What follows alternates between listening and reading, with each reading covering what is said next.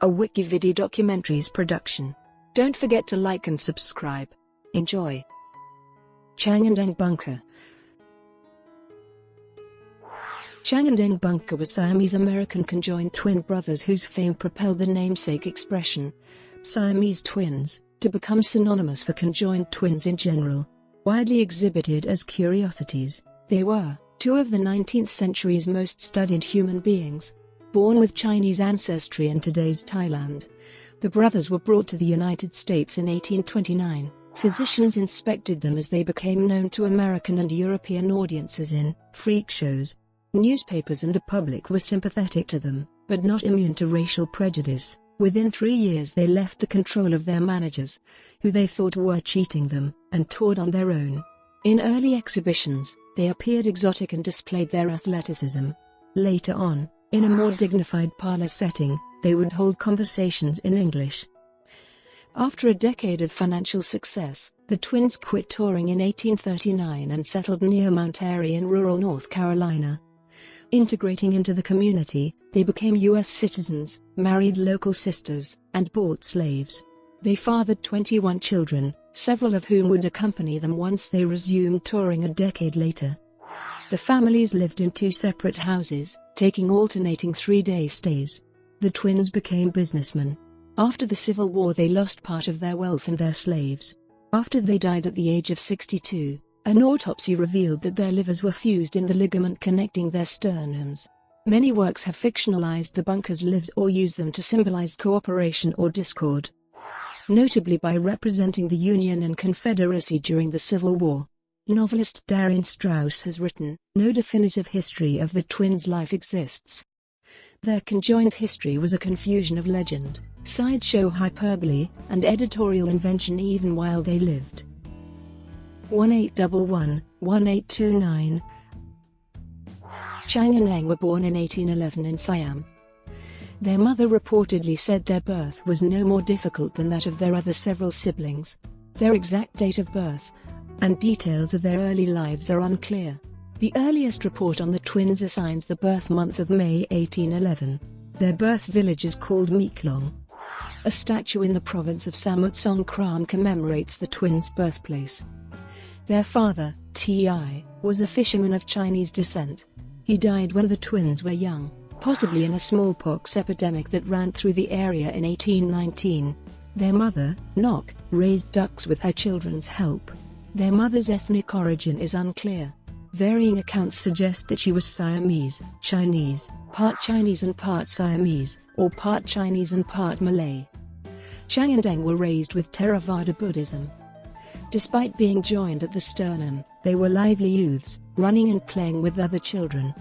Their mother raised them like her other children, in a matter-of-fact way without special attention on their being conjoined.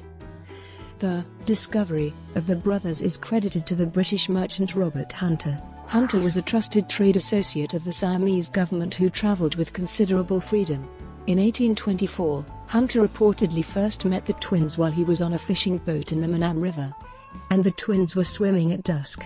He mistook them for a strange animal, but after meeting them he saw economic opportunity in bringing them to the West. He went to tell a story that the king of Siam had ordered the brothers' deaths and had originally forbidden him to transport them out of the country. Regardless of the story's veracity, it took 5 years for Hunter to bring them away. Hunter and American sea captain Abel Coffin departed to the United States with the twins in summer 1829. A contract Hunter and Coffin signed with the brothers stipulated that their tour would last for 5 years. Though a rumor later circulated that Chang and Eng's mother had sold them into slavery, a charge which greatly upset the twins. Christian missionaries contacted their mother in 1845, 4 years before she died. She had believed that her conjoined sons were dead, having not seen them for 15 years, but was informed that they were alive and recently married. 1829-1839 Chang and Eng were 17 years old when they traveled to the United States with Hunter, Coffin, a crew of 18 men, and a Siamese translator. They arrived in Boston on August 16, 1829. And the next day the Boston Patriot confirmed Coffin and Hunter's ambitions. The twins will probably be exhibited to the public. They were soon inspected by physicians, many of whom employed physiognomy and phrenology, and judged them to be Chinese. Their arrival was excitedly reported in newspapers with varying degrees of racial stereotypes and falsehoods. After leaving the United States, they toured major cities in England, and by the time they returned to New York in March 1831, the twins had gained some skill in English reading, writing, and speaking. Newspapers reported that they had earned great profits, and their promotional materials began to describe their customers as dignified, though their act of exhibition could seem crude, to help bring more moneyed visitors. When touring in cities, the twins stayed at a hotel for several days and charged audiences to attend their freak show. In small towns, their manager would send flyers ahead of their arrival, and they would remain at a lodge or inn for just 1 or 2 nights. Their first manager, James W. Hale, introduced them as the Siamese Youths, a name they preferred to boys. The usual admission price was 25 cents, and pamphlets and drawings featuring the brothers were usually also for sale. In early performances, the twins performed physical feats, running and doing somersaults.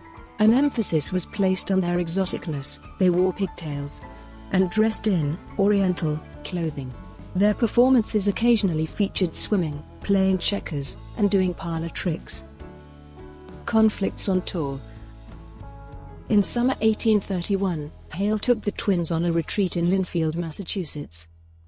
While hunting game, they thought they were being taunted and harassed by over a dozen local men who had approached them, going on to strike a man named Elbridge Gerry with the butt of their gun.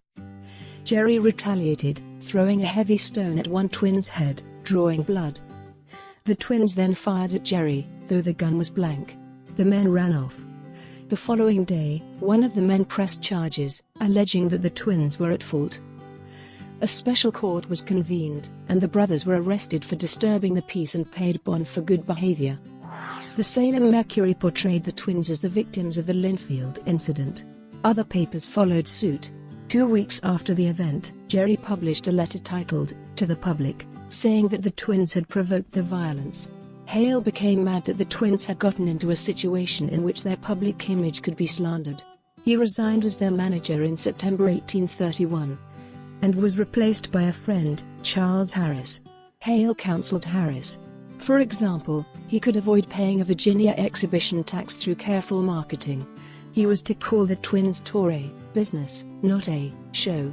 In the public eye, Abel Coffin, the man who first brought them to the United States, continued to serve as a father figure to the twins. The twins were involved in another conflict soon later. During a performance in Alabama, a surgeon in attendance asked to conduct a close examination of the ligature connecting the twins. They refused, having not permitted close inspections for more than 2 years. Rising in anger, the doctor said, "You are all a set of impostors and pickpockets," and disorder erupted as guests threw objects across the room. The twins fled and later, because they probably were the first ones to disturb the peace, paid a good behavior bond as ordered by a magistrate. Relations between the twins and the Coffins strained beginning in January 1831 when Abel's wife, Susan Coffin, upset the twins by refusing their requests. Chang and Eng then started asking Harris to send letters pleading their cases. In one instance, Mrs. Coffin refused the twins an additional $3 per week to feed their horse, a refusal the twins compared to clipping a bird's wings and saying, "Now you may fly if you wish." Harris first maintained a distinction between his and the twins' point of view, but eventually wrote using their voice and had them sign their names, Chang Eng.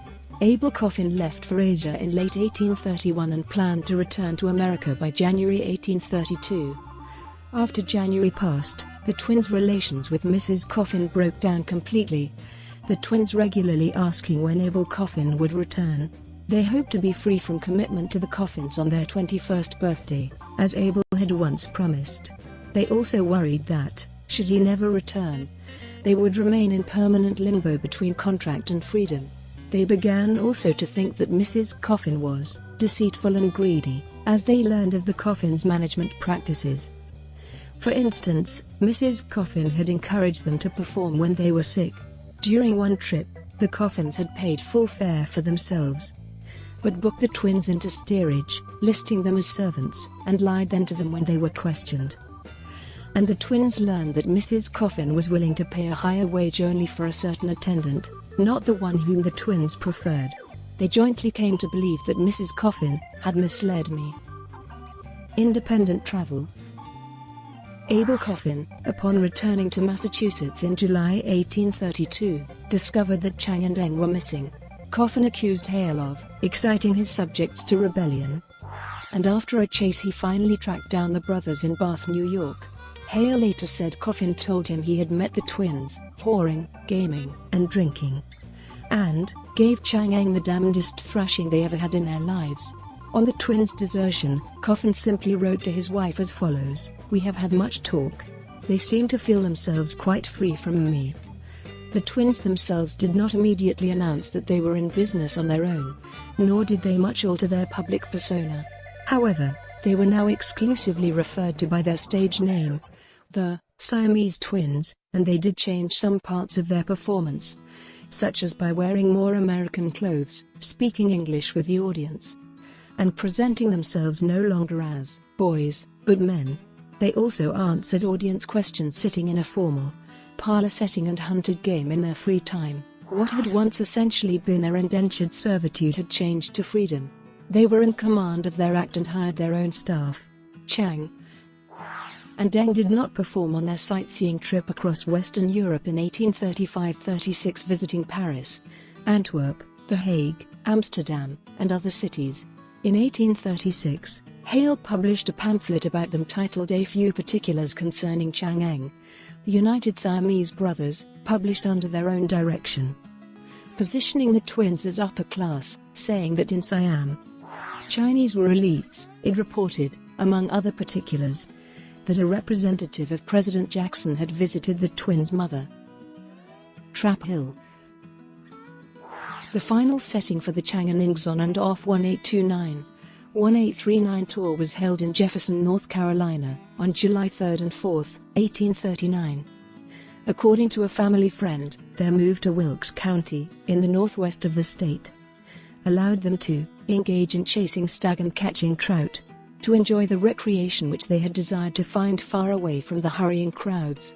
In October 1839, they purchased 150 acres for $300, near the rural community of Traphill, in mountainous northeast Wilkes County. The tract runs along Little Sandy Creek, near the Roaring River.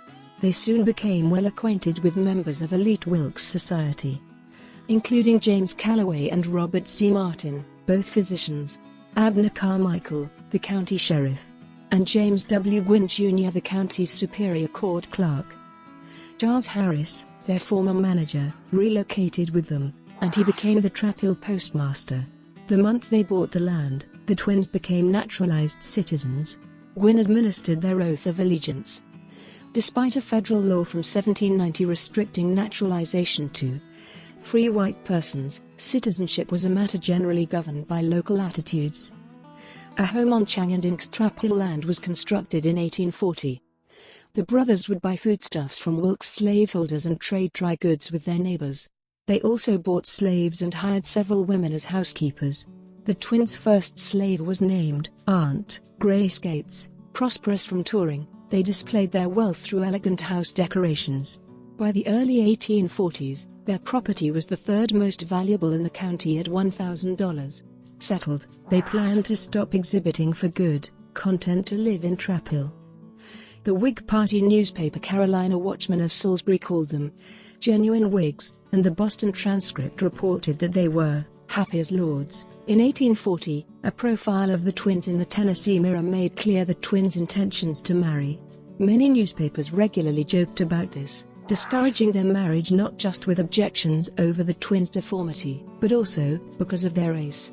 Nevertheless, on April 13, 1843, Baptist preacher Colby Sparks officiated the weddings between Eng and Sarah Yates, and between Chang and Adelaide Yates. Though national newspapers generally condemned the marriages, there was probably little local reaction except purported vandalism of Sarah and Adelaide's parents' house the night before the wedding. The Bunkers would prominently feature their marriages when they went back on tour later in life. By the late 1840s, the twins spoke English fluently, had voted, and had filed criminal charges against several white people. They had also adopted the English language surname Bunker, in honor of a woman whom they met in New York and admired. Continued newspaper coverage, as visitors flocked to their Traphill home, established their place as national celebrities, and they felt themselves to be Americans. The Bunkers carved a unique place in Americans' perception of race. They were considered non-white, but were afforded many of the privileges of whiteness, being fairly wealthy Southern slaveholders with property rights. Mount Airy. On March 1, 1845, the Bunkers bought a plot of 650 acres in Surrey County. They had a home built, at first just for part-time use, about 5 miles south of Mount Airy, along Stewart's Creek. The twins amassed wealth during the late 1840s and 1850s and lived in luxury as plantation owners. In 1850, it was estimated that they had invested $10,000 in property in North Carolina. Meanwhile, they had a merchant in New York who managed another $60,000 for importing, and they lived off the interest. For about a decade they split their time between Mount Airy and Traphill, because their families had grown large. By 1847 Adelaide had delivered 4 children. Sarah, 3. They would maintain the Traphill residence through 1853. Later their time was divided solely between 2 homes located around Mount Airy. Then for the next decades, the twins would alternate which house they used, 3 days at a time. The twin who owned the current house could elect to do whatever he wanted while his brother complied and kept silent. In 1850, 10 of their 18 slaves were under the age of 7, some being owned only to be sold later for profit, and others growing up to work the fields. The Bunker plantations produced wheat, rye, corn, oats, and potatoes, and they raised cows, sheep, and pigs. Unlike families that owned many North Carolina farms, the Bunkers did not grow tobacco, which may suggest that their plantation was run primarily to feed the Bunker family and its slaves, not for commercial purposes. The press characterized the Bunkers' treatment of slaves as particularly harsh, though the twins decried accusations of cruelty and said that their wives supervised the slaves and raised money for their education. Though the Bunkers were generally part of the region's aristocracy, some of their practices set them apart. They were occasionally seen performing manual labor. Their method of chopping wood was particularly effective. They would wield an axe with all 4 hands, for more force, or would rapidly alternate turns swinging. They continued recreational hunting, and they took up fishing, drinking, and several sports. Return to touring. Partial retirement ended up not suiting the Bunkers, and they sought to resume touring for what they called financial reasons. They said they needed to earn more money to support their then 7 children. They traveled to New York City in 1849 with daughters Catherine and Josephine, both aged 5, but the brief tour petered out owing to poor management, and they returned to North Carolina. Advertisements had described them as the living Siamese twins Chang Eng and their children. They conducted a successful year-long tour in 1853, again bringing 2 children. They again justified the tour by saying their motivation was to raise money to support their children's education. On this tour, viewings were like levees and were not elaborate, as the twins and their children usually sat, spoke, and mingled with the audience. Chang and Eng wore American suits and spoke in English about their marriages and families, and they also showed off their wit and political knowledge. They appeared educated and polite. According to biographer Joseph Andrew Orser, and might have appeared as a distinguished Southern family on display except for the fact that no family of distinction would exhibit itself to the public. In early October 1860 they signed with famed showman P.T. Barnum for a month and exhibited in Barnum's American Museum, in New York City. Alongside Zip the Pinhead, they performed for several distinguished guests, including the Prince of Wales. In 1868, they would briefly tour with Zip in England. Contrary to popular belief, Barnum did not create the Bunkers' careers. In fact, they were competitors in the entertainment business, and the twins had already become world famous from their own tours. They departed New York City on November 12, 1860, and took steamships and crossed Panama by train to arrive in San Francisco on December 6. Californians at the time were in the midst of figuring out how to deal with a recent influx of Chinese immigrants, and the arrival of the Bunkers was put in the spotlight. As usual, Chang and Eng were favorably received by audiences with whom they spoke, though reports of their performances in California took various perspectives on their race and nationality. Newspapers called them yellow, but also the greatest of living curiosities, who had made much noise in the world and are certainly worth seeing. They left California on February 11, 1861, by which time 7 states had seceded from the United States, sparking the American Civil War. The Bunkers likely returned to their Mount Airy homes by April, after gunfire had begun in South Carolina, but before North Carolina seceded on May 20th. Brought to you by WikiVidi Documentaries. Would you like to know more?